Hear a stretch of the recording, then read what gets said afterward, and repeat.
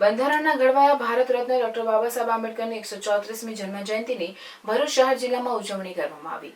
તે નિમિત્તે વિવિધ રાજકીય પક્ષો, સામાજિક સંસ્થાઓ દ્વારા શ્રદ્ધાંજલિ સહિત અનેકવિધ કાર્યક્રમોના આયોજન કરવામાં આવ્યા હતા।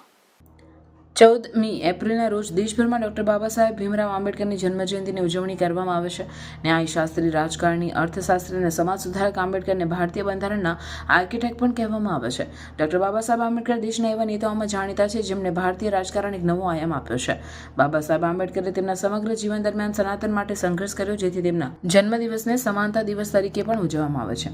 સમરસતાના પ્રતીક ડોક્ટર બાબા સાહેબ આંબેડકરની 134મા જન્મદિન નિમિત્તે ભરૂચ સ્ટેશન સ્થિત આવેલ ડોક્ટર બાબા સાહેબ આંબેડકરની પ્રતિમાને વિવિધ રાજકીય સામાજિક સંસ્થાઓ દ્વારા પુષ્પાંજલિ અર્પણ કરવામાં આવી હતી।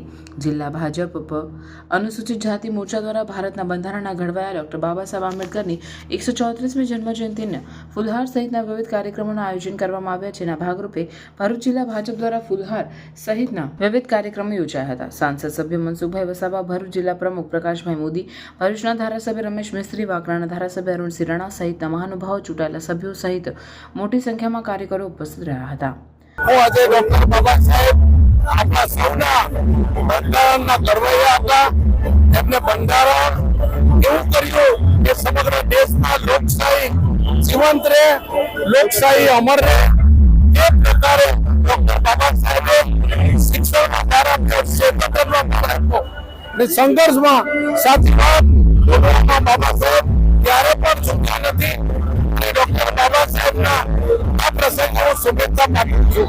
એમને મુખ્ય ભાર આપ્યો હતો કે શિક્ષણ પ્રાપ્ત કરો અને સંઘર્ષ કરો અને સૌને સમાન અધિકાર મળે, એ માટે પણ એમના અવિરત યથાર્થ પ્રયત્ન રહ્યા। બાબા સાહેબ એ માત્ર ભારતની જ નહીં પરંતુ સમગ્ર વિશ્વની વિભૂતિ કહી શકાય। એમના જેટલું શિક્ષણ અત્યારે પણ આજની તારીખે પણ અન્ય કોઈ પ્રાપ્ત કરેલું નથી અને એમને અનેક દેશોમાંથી પણ સર્વોચ્ચ શિક્ષણ પ્રાપ્ત કર્યું, એ બાબતના એવોર્ડ પ્રાપ્ત થયેલા છે।